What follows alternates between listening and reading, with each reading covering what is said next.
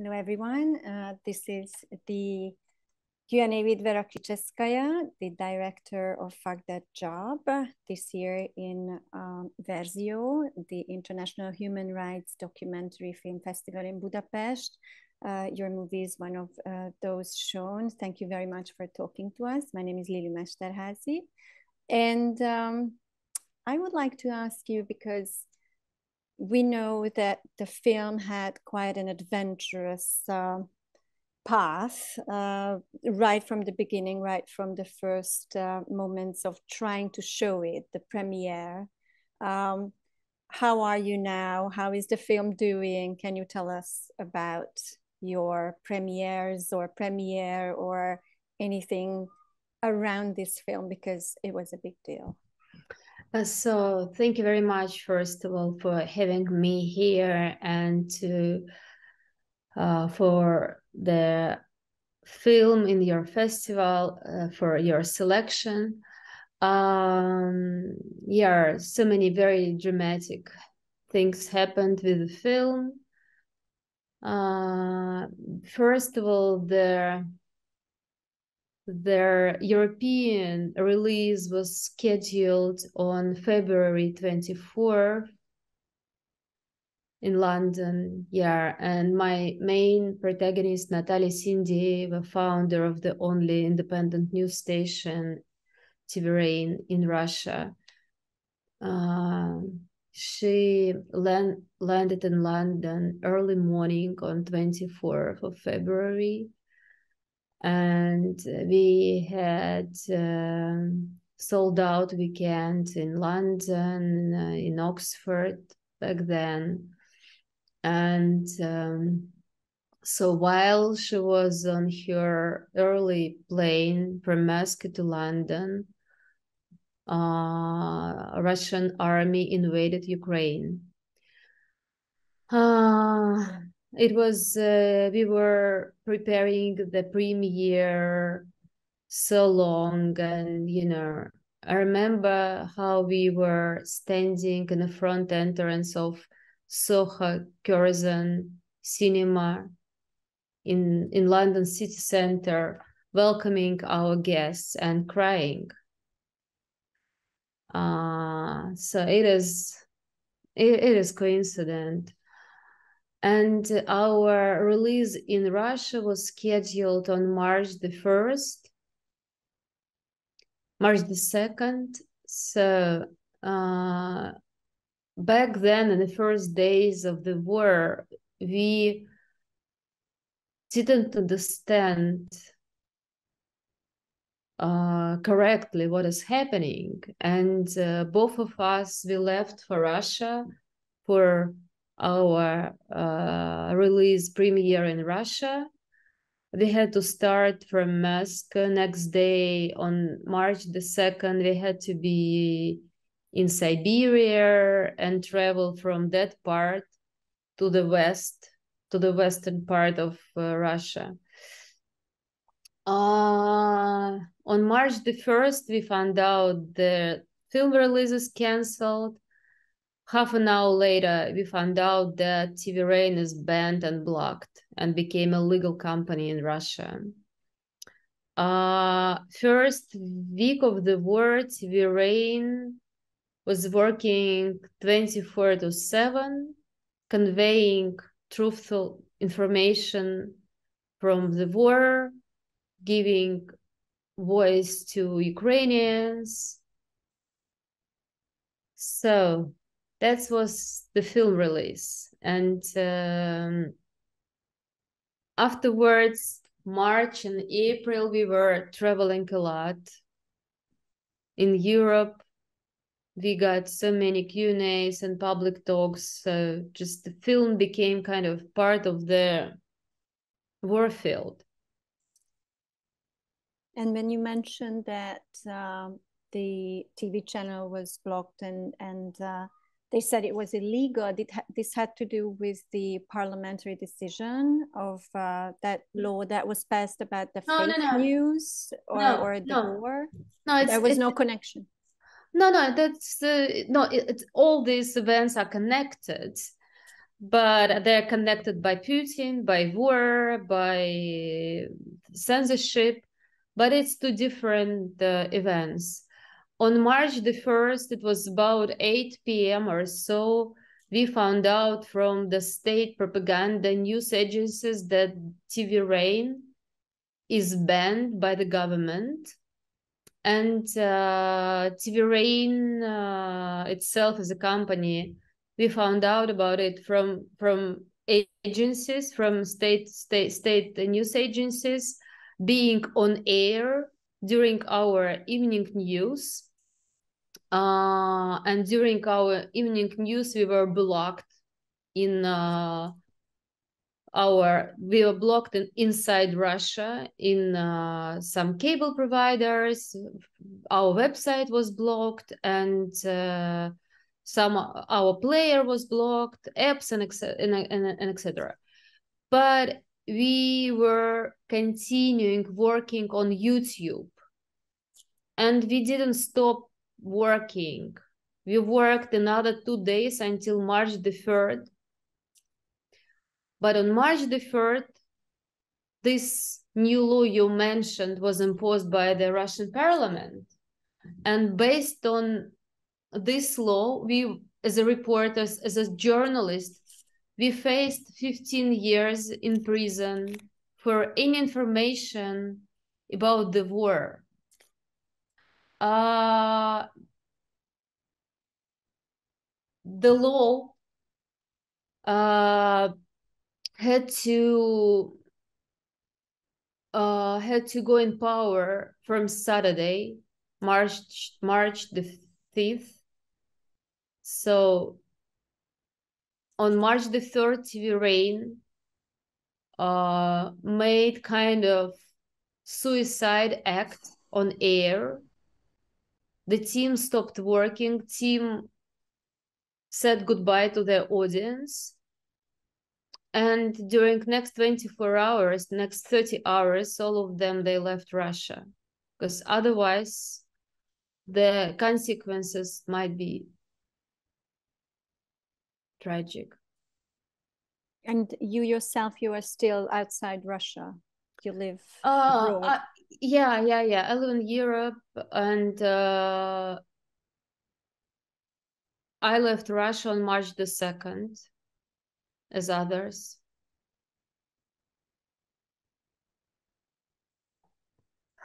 In the beginning of the film, you mentioned as a narrator, you are the narrator of the film. Yeah. And you mentioned that before TV Dozhd, you were working for 15 years in television, and your passion was politics and news and political talk shows. And when you started this TV channel with Natalia Sindeeva, and if you look back to those years, which is like 14 years now, what made it different, this job for you, than anything before that? In what ways did it differ? You know, it's always, you know, that's not easy to say looking back about your choices you made. But I think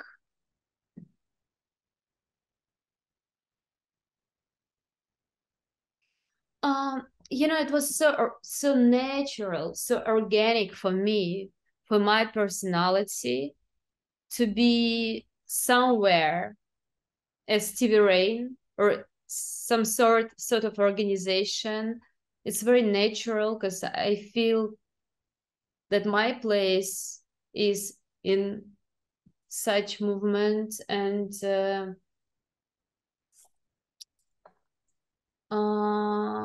I think every year I became stronger and stronger, and I believe that I'm on the right side, and you know, I cannot imagine anything different for myself, because you know, I understand very well my personality, and background and personality. So just I think I've never ever had any other choice, frankly. If we look at the beginnings and when it says Dozhd, the optimistic channel, and Natasha's sensitivities towards culture and entertainment and all that, and then you have this unbelievable path and this evolution of this channel and ending up as where you are right now. Do you think it was due to you yourself personally kind of acting towards this shift, or it was the outside world or the world, the ground beneath your feet? You know, that's complicated to evaluate your impact, personal impact. But yes, at the beginning of TV Rain, when we just launched the company, I think I was a driver of direction we followed. For me, it was so clear how to find your niche back then, because by 2008,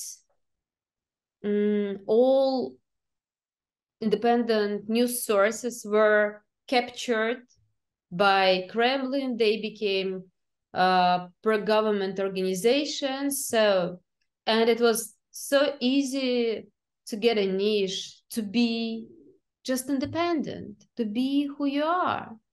And I think, yes, it's better ask Natalia, the CEO of the company, what is my impact, my personal impact.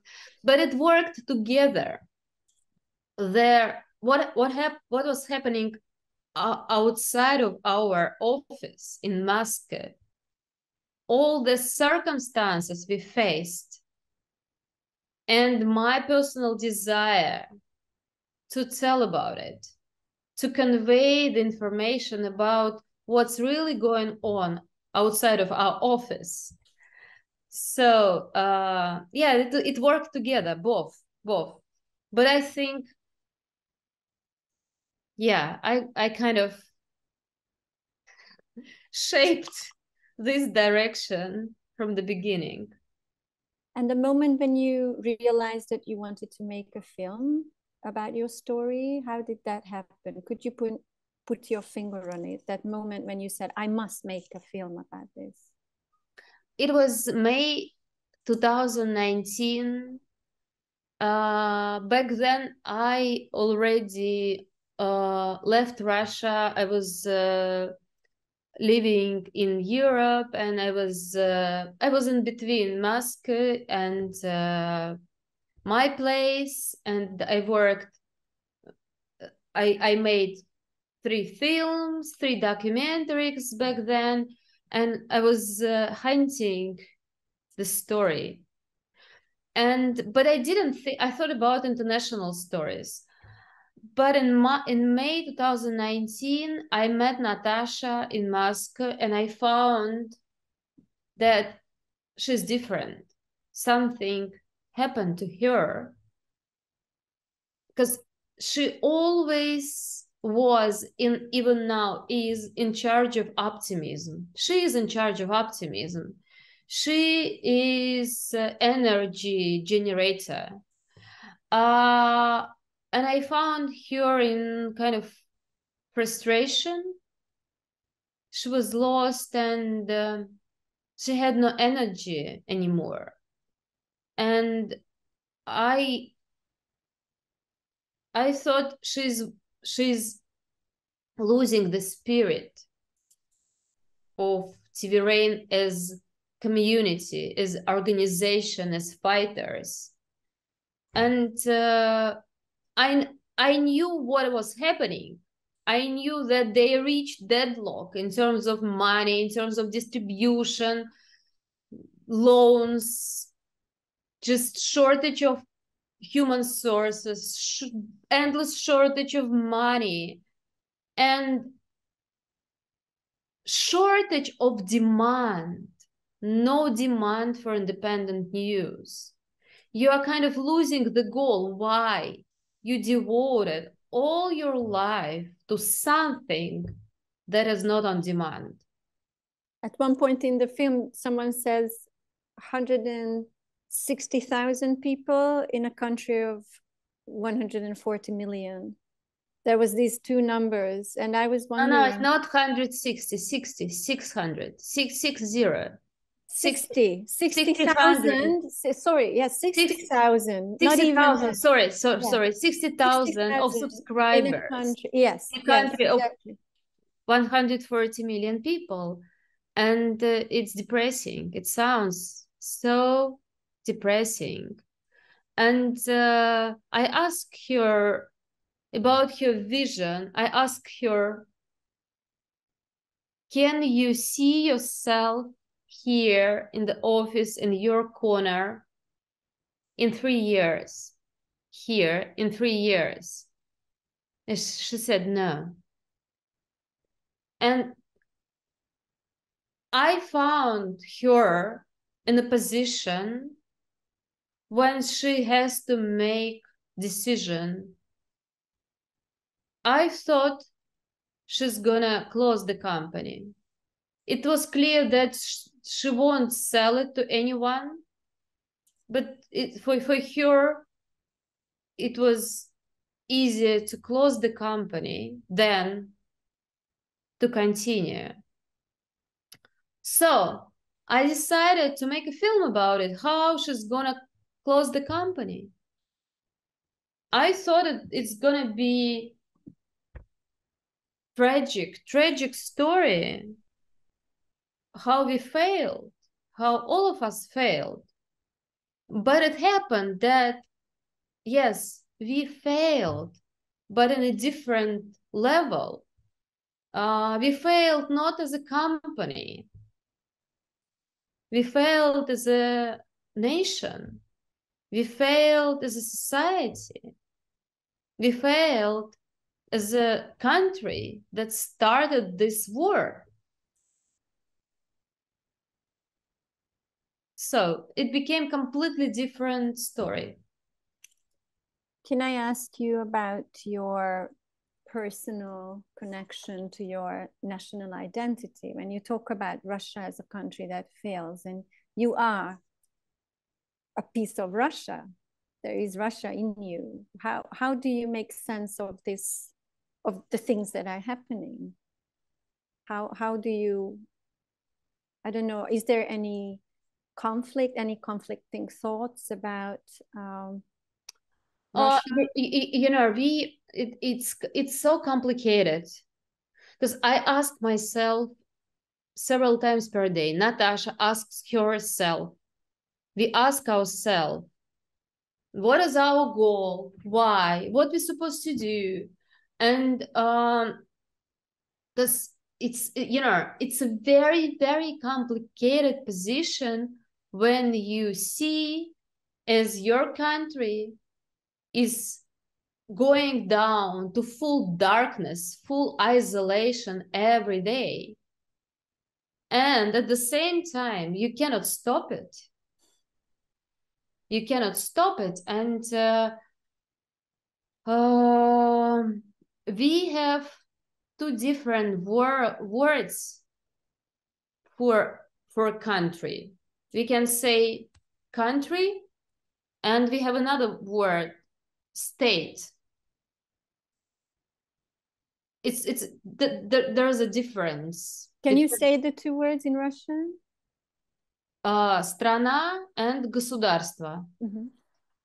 So государство, the state, is directly connected to Kremlin. It's directly connected to regime and government, to Putin. So in my mind,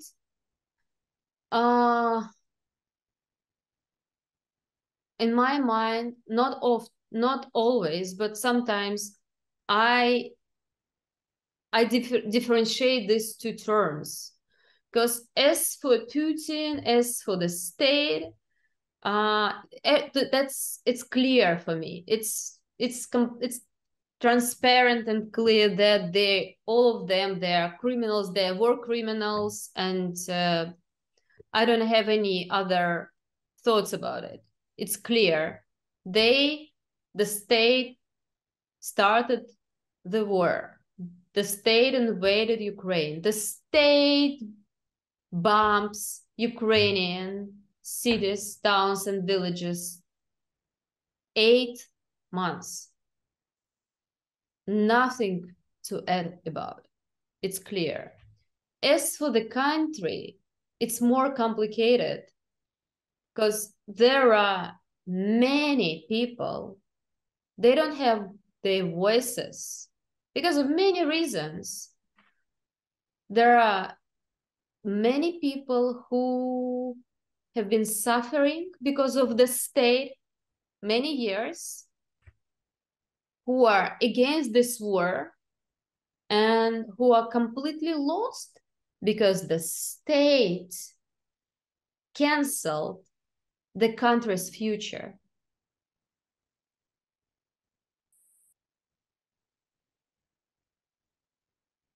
So what you say in the beginning with the words of Jim Morrison, whoever controls the media controls the mind.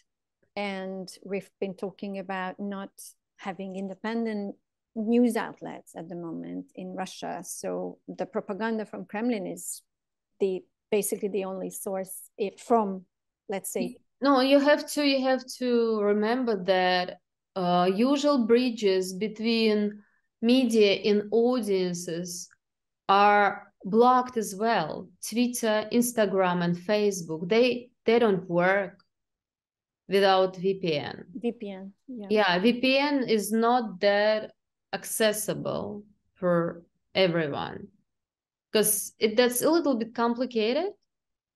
And plus you have to pay for VPN with a good speed, good capacity, unlimited VPN. You have to pay for it. Russians, they cannot pay for any products from outside of Russia. So it's, you know, it's so complicated. My point is that not just independent media is not existing anymore in Russia. Even normal social networks are blocked. So it's not only the propaganda that's coming at them, but there is no other way of turning to another source to get information or to express opinions. There are a couple of really big social networks in Russia, Russian social networks, and they are based on full pre-moderation. Most of the people are there, and we have very good example. One of the parents that lost their son in the war, Russian Marine, they try to post something. They were looking for their son several months. And each time they posted something about their son who they lost, their posts were blocked immediately. Immediately deleted. Yeah, how it works. That's not that easy, even distribute information among average Russians between them. So the question arises, what do Russian people in the street think?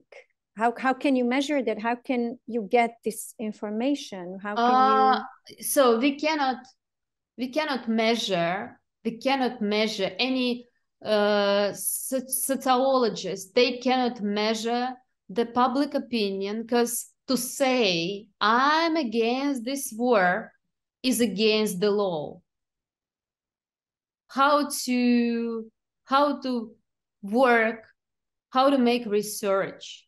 It's impossible. First of all, because it is illegal to say war. It's illegal to say I'm against the war. It's all illegal. And, you know, people don't want to respond. I don't know, just, you know, I have quite but I'm based on my own understanding. I think that maybe half of the country, at least half, are completely brainwashed.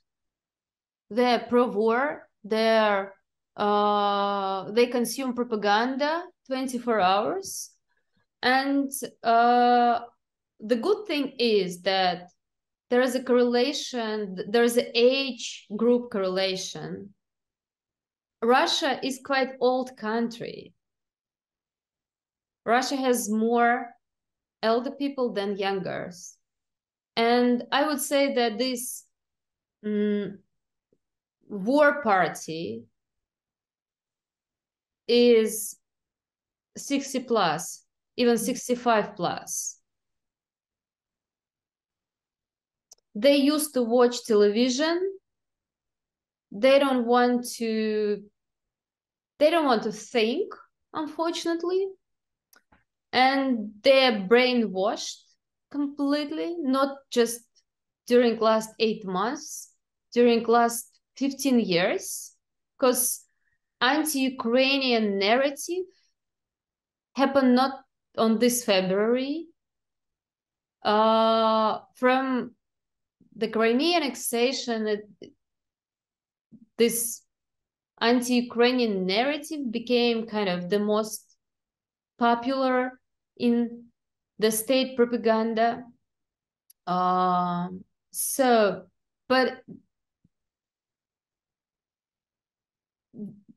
again, it's important to understand that that's not 100%. Even not I would say it is my rough understanding. I'll give you a couple of examples.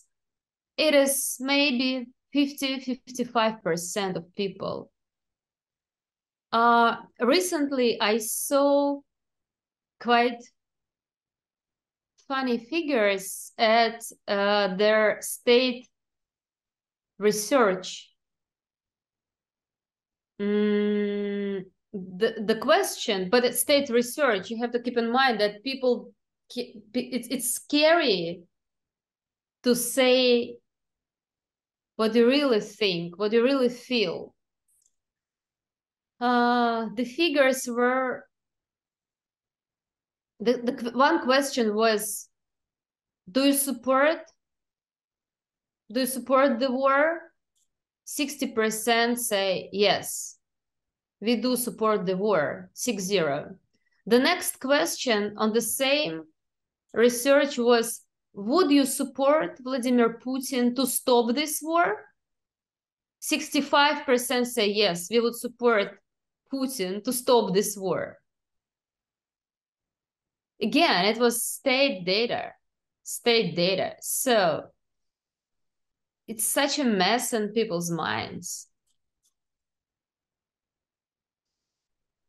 You can see very tense moments in the film when Natalia is is under immense pressure and stress, and you show her very, very, the public persona and the private as well, and you can see her dancing tango as one of the most important passions in her life. Therapy as therapy, or therapy and passion. What is yours? How could you release tension and stress in your life, going through all those hardships? Unfortunately, I didn't find. You don't dance. I didn't. No, yeah, I don't dance. Yeah, and unfortunately, I didn't find the way how to release tension. Unfortunately, Switch it off, just because I imagine you as someone who wakes up with this, who goes to sleep with this. Before the war, I had my approach, my personal approaches, my family, friends, and sports, books, films. I'm a film addictor, but I haven't watched anything from February. And I tried to read books many times during last 8 months. I cannot read books. So, and I don't know what to do. I don't know how to fix it. I understand that it's getting worse and worse. And so I didn't find any therapy, unfortunately. You're looking for one. Yeah. I'm hunting to find something for myself. Have you ever felt your life was in danger at Dozhd? Because you can see Boris Nemtsov in your documentary, and of course I remember the moment when it happened, and it was chilling. And I was wondering, journalists and people of independent media of Dozhd, have you personally ever felt that your life was in danger?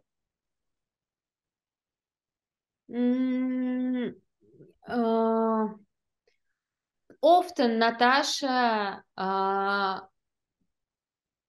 gets this question quite often, and her recipe here, she said, once when I felt fear, real fear, it was right after Boris Nemtsov assassination. And she said that she decided not to think about it. It is her approach, not to think about it, because otherwise, you might get crazy. You cannot live in fear. Yeah, at all. What keeps you going? What is your hope?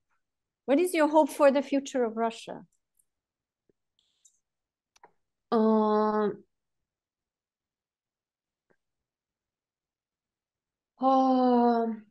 It's 2 questions, sorry. Yeah. It is the most difficult question, because right now I invest all my time to TV Rain relaunch. Nothing except this.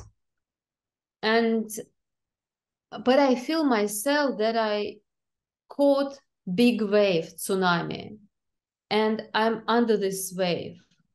And I don't know where this wave would bring me.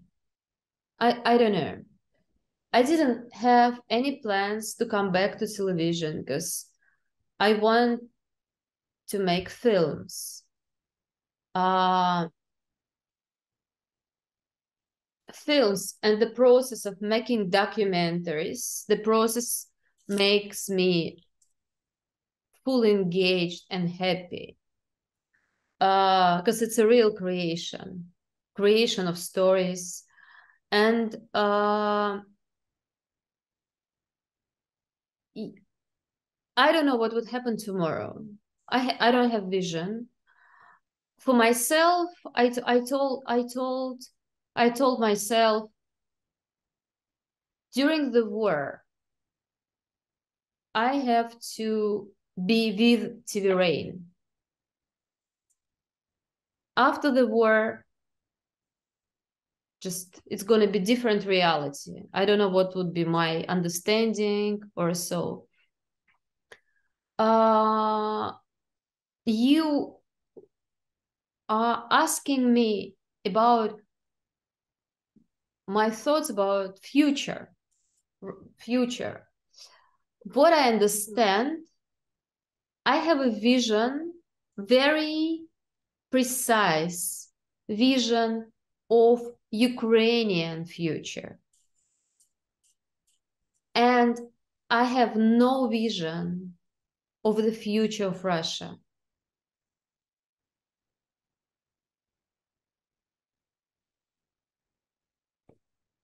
That's what I feel.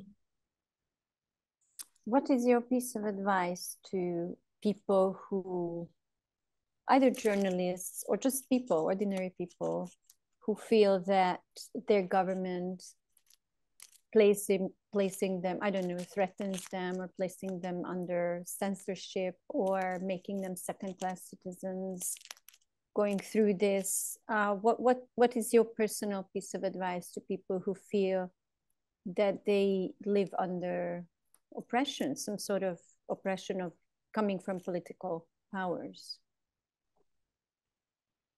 Because you've been through it, you're living it, you survived it. No, just I'm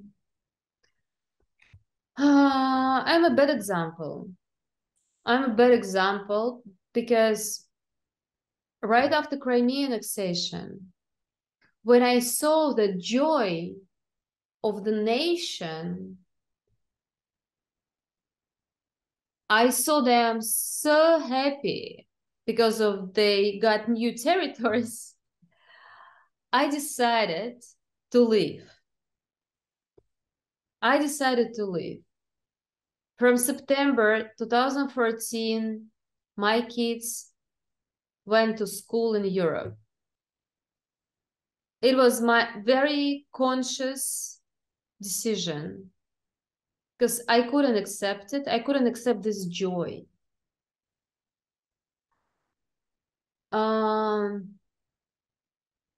That's why I can say that I cannot consider myself as a fighter at all. Because I told myself back then, I don't want to be part of it. That's why I cannot give any advice because I don't know what to say. So in a way, the solution for you was physically leaving the country. For me personally, I found the only solution to survive, to feel myself, not to feel myself second-class citizen. It's a very precise term for all of us. We were there second-class citizens. And at the same time, one of your colleagues mentions we were the chosen ones. Everybody wanted to be us. There are those scenes of true happiness and this wind of, I don't know, freedom. Maybe 10 years ago, maybe 10 years ago, when still I had some connections with people around the government. So I could give a call to some sources to ask questions as a journalist, I mean. And I remember one conversation, maybe it was 2014, maybe 2012, I don't remember.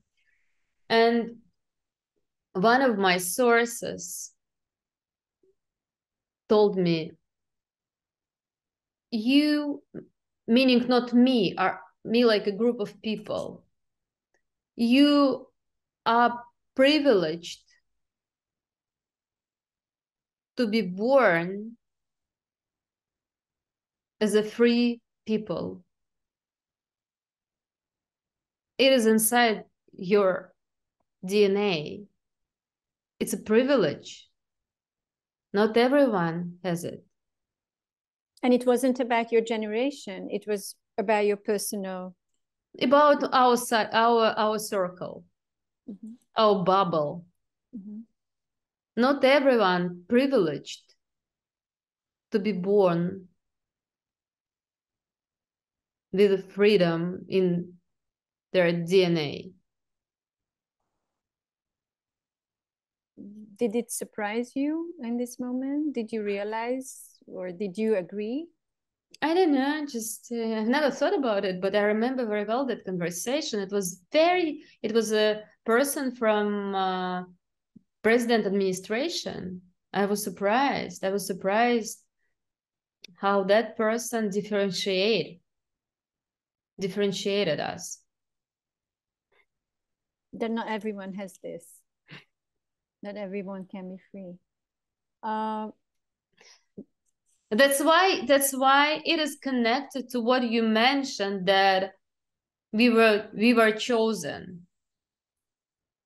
It is connected to this part of the film. Yeah. Tell me about TV Rain, the new enterprise that you're very much involved in, because I checked, it's on YouTube, and you said that people in Russia can actually access it, so they can see it. You have like almost 3.7 million subscribers at this moment. Yeah. Do you only make news and shows in Russian, or is there like an I don't know, an international edition? How does it work now? So YouTube is still operating without VPN in Russia. So it is the main source of information for the Russian audience. And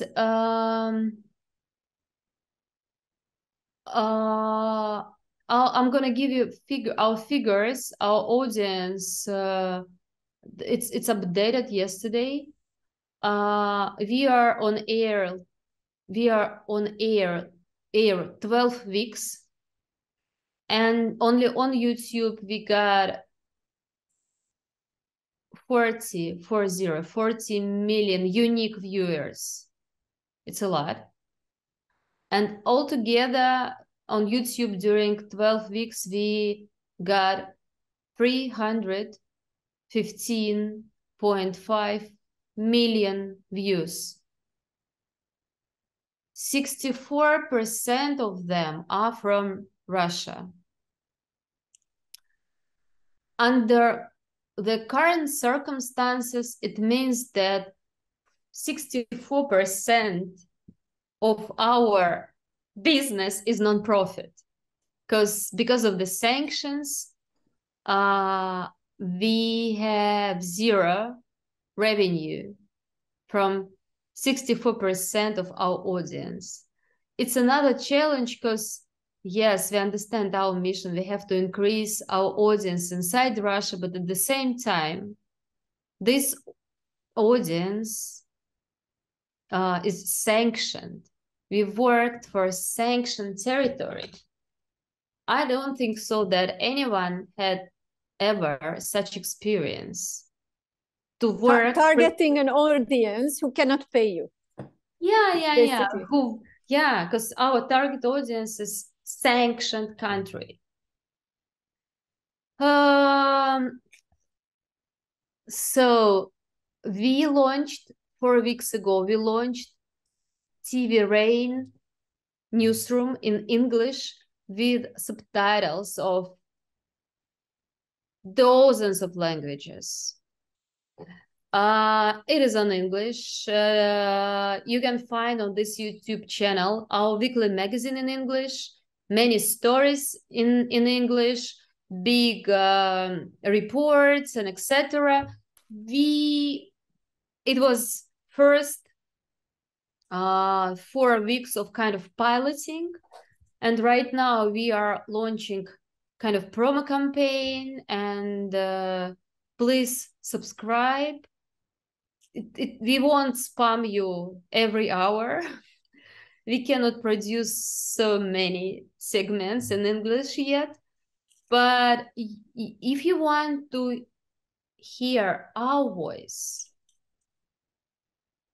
you should better watch this YouTube channel, because one of the reasons why we decided to launch this English language edition, because we see so many cliches and very naive experts in big news outlets regarding Russia. So we decided to convey our own ideas, our own vision, our own sources, etc. It's much more complex, not black and white, but much more interesting. You mentioned sanctions. Let me ask you your take on the sanctions on Russia from the side of the European Union, for example. Do you have an alternative solution you would like to, or what is your take on this? What is your take on or advice to the European Union? What would work?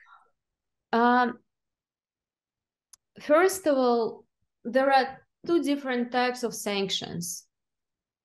Personal sanctions against the particular people. European Union published these names, the list, yes, the list of names, and another type of sanctions. It's a sanctions against everyone who has a Russian passport. One of their examples, 20 years ago, I opened bank account in Europe. That my bank back then had its Russian headquarters or so. Yeah. And it happened that I had all my savings in that bank. It's a European bank. So, and from February, my account is frozen just because I have a Russian passport. This is the only reason. And it happened to everyone without exceptions. Why for us it's so complicated to get fundings, to fundraise money for our broadcast? Because even in Russia, even among Russian citizens, we had so many supporters all those years. And most of them are on the same position. Their bank accounts are frozen. They cannot support us.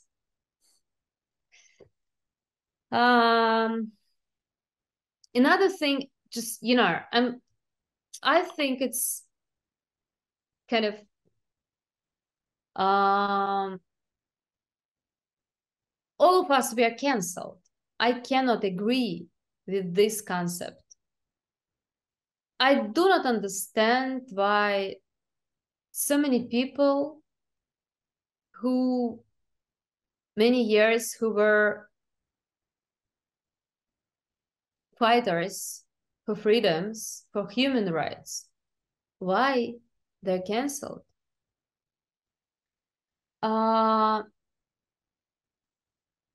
Another thing is quite kind of stupid from my point of view.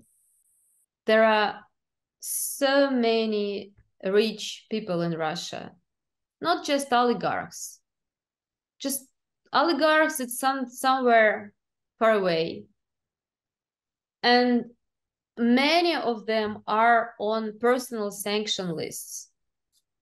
Unfortunately, we've never ever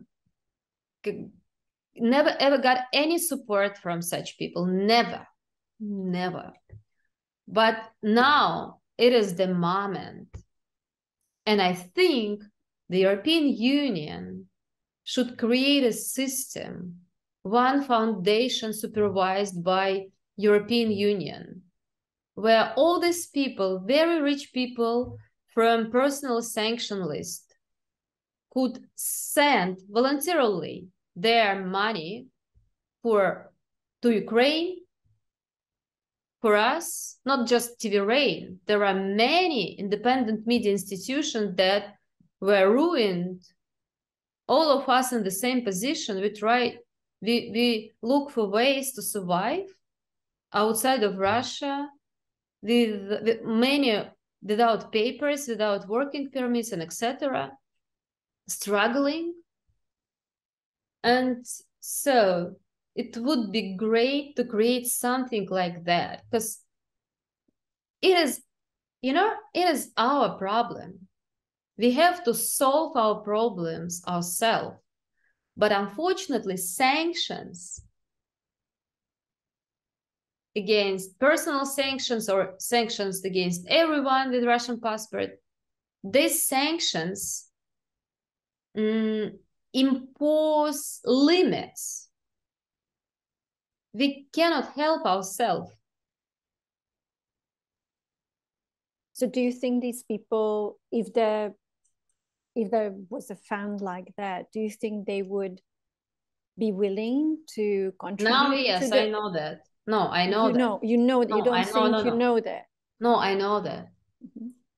That's not my guess. So it's a technical thing that stops them from helping you. Many people realize just now how important to have independent sources of information. Now that they're gone. Yeah. It's too late. It's too late, but you know. Optimistic channel. Never too late. Never too late. Let's say, how is Natalia? We see her in the film in very difficult moments of her life, also her health problems. You also show her very, very personal struggles in her personal life, in her private life. How is she doing? I'm sure you are in daily contact. We are not on daily contact, but weekly contact. Weekly, yeah. And we are so busy, so we cannot even talk to away. Short text because we are so busy. And she was homeless from March the 3rd till late July. She was traveling around Europe, Turkey with 2 suitcases. She left with 1 suitcase. It was winter clothes. In May, someone brought her summer clothes. And she rented an apartment in Amsterdam. Right now she lives in Amsterdam. We opened our own studio in Amsterdam last Monday, 4 days ago. So she settled finally after 6 months of touring. And in September, months ago, she arranged medical checkup for herself, and she's fine. She's doing well. Thank you for the good news, and thank you for the interview, for talking to us. It's a remarkable film, and I'm happy that you very much. Thank that you. You could make use of all that footage, and then later on you could not only edit it but kind of direct it's a chronicle of something extraordinary. Oh yeah. So, thank you, and let's hope for a better future. Thank you very, very much. Thank you. Thank you for the interview. Thank you for my film and your program. Thank you. Bye-bye. Bye.